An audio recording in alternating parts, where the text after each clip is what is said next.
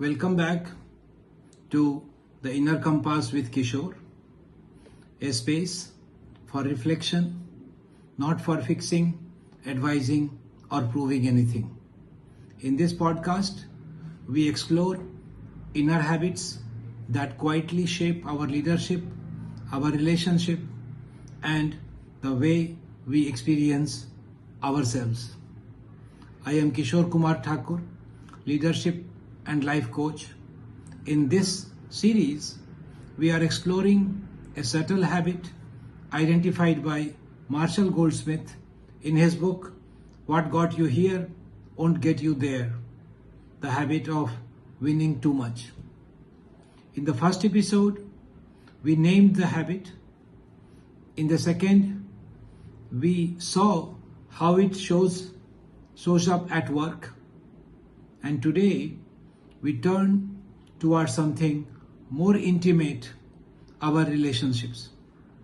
Because nowhere does winning cost us more than in the spaces where we want closeness the most. Let us begin. Imagine this.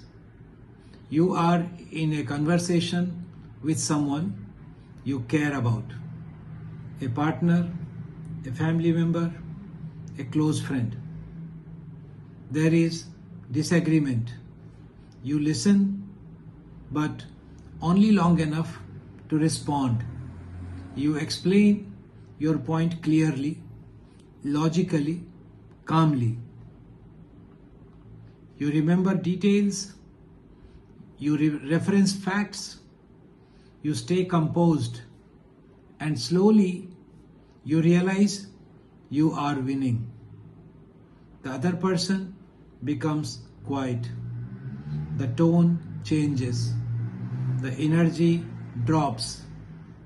You may have won the argument, but something else just walked out of the room.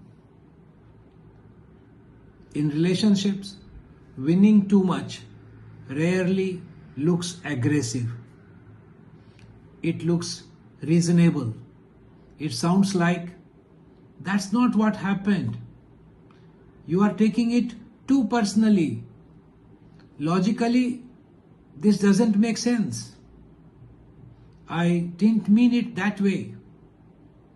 All accurate, all defensible, and yet deeply disconnecting. Because in emotional spaces, being right is not the same as being present. Most people in close relationships are not asking, are you correct? They are asking, do you see me? Do I matter to you? Are you with me right now? The moment winning enters a relationship, listening quietly exits. We stop being curious. We start building our case. We listen to reply, not to understand. And over time, the other person learns something important. This is not a safe place to feel messy, emotional, or unsure. So they stop sharing. Not because you don't care, but because they don't want to lose again. Let us pause here. This may be uncomfortable, and that's okay. Ask yourself gently, in my close relationships, do I try to be understood more than I try to understand? There is no accusation in this question, only awareness. Connection does not deepen when one person keeps winning.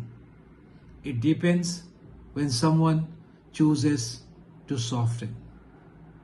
For many high-performing people, winning feels like safety. Being right feels like control, competence, self-respect. So, letting go of winning can feel like weakness, loss of self, exposure, but emotional maturity asks something different of us. It asks, can I stay present even when I don't control the outcome? That is not losing. That's courage. Here is a powerful reframe. In relationships, the goal is not agreement. The goal is contact. Contact happens when feelings are acknowledged, not corrected. Silence is allowed. Defensiveness softens. Sometimes the most connecting response is not an answer. It is, I can see this really matters to you. Tell me more. I didn't realize you felt this way. These sentences don't win arguments. They build bridges. Here are few gentle practices, not rules. Name the feeling before the fact. You seem hurt. You sound frustrated. Let go of the last word. Closure is not always verbal. Ask one curious question, not to fix, to understand. Choose closeness over clarity. Clarity can wait. Connection cannot. I will leave you with 3 reflections. Where do I feel the strongest urge to defend myself? What do I fear might happen if I don't? What would it be like to stay present without winning? You don't have to answer these today. Just notice what stirs. As we close, remember this. Relationships don't break because of disagreement.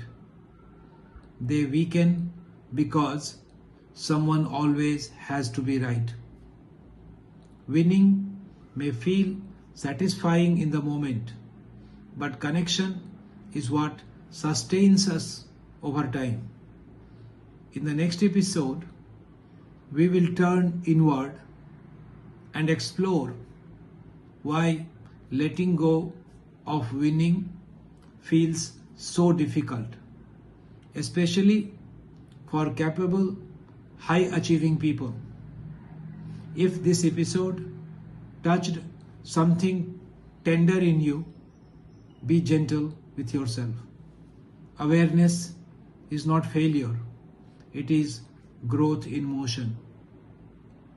And if you would like support exploring these patterns more deeply, coaching can help you create space without blame, without fixing. Thank you for listening, and thank you for choosing connection over correctness. Until next time, thank you.